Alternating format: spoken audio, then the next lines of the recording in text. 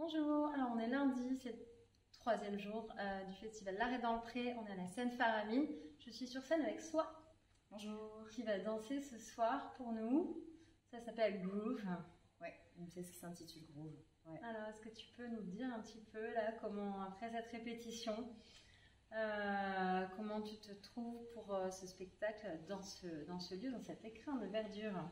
Ouais, bah c'est... Habituellement, je joue plutôt dans des boîtes noires. Oui.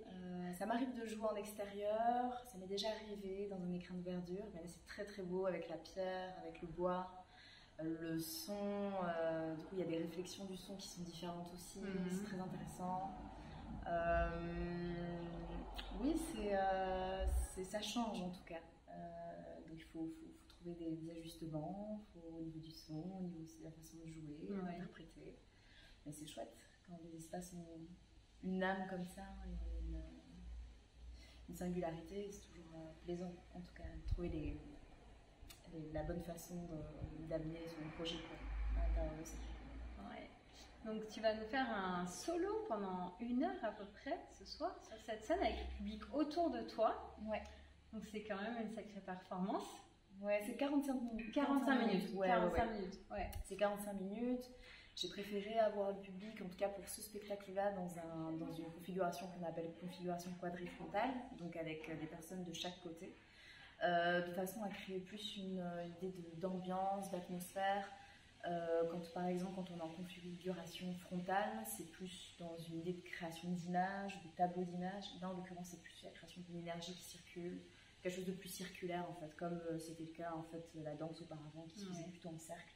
Ouais. Et du coup, il y a un échange et une proximité qui permet aussi plus de dialogue aussi avec les spectateurs, les spectatrices et moi-même au plateau. Qu'est-ce que tu nous invites vraiment à vivre, s'il y avait un mot ou une phrase là qui soit l'essence de cette expérience? Je pense à ressentir. Ressentir. Voilà, sentir, ressentir, c'est... voilà, il y a de la musique, il y a du son, il y a aussi du silence, il y a aussi de la lenteur, il y a de la rapidité. C'est d'être attentif et attentive à toutes ces nuances en fait. Voilà. C'est un travail sur la nuance et je pense que c'est une invitation à écouter, à s'écouter aussi. À la sensualité et même à la limite de l'érotisme, si j'ai bien compris.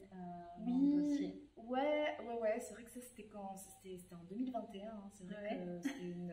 c'est parce que ça revient d'un livre de Audre Lorde qui est du coup une poétesse américaine que j'aime vraiment beaucoup.